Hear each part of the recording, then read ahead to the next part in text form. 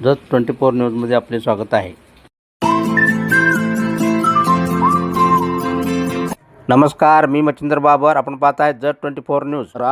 जत तालुक्यातील रामदूर किल्ल्यावर शिवजयंती मोठ्या उत्साहात साजरा।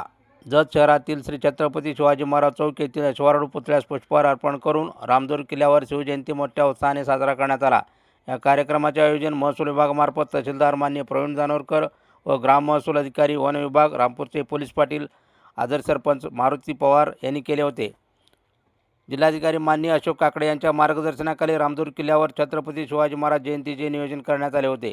सकाळी प्रथम प्रशासकीय भवनमधील तहसील कार्यालयातील छत्रपती शिवाजी महाराज यांच्या प्रतिमेस माननीय अजय कुमार नष्टे उपविभागीय अधिकारी यांच्या हस्ते पुष्पहार अर्पण करण्यात आले। यानंतर प्रशासकीय भवन ते रामदूर किल्ल्यापर्यंत छत्रपती शिवाजी महाराज की जय या घोषात सर्व अधिकारी कर्मचारी शाळेचे विद्यार्थी लेझिमच्या तालात रॅली काढण्यात आली।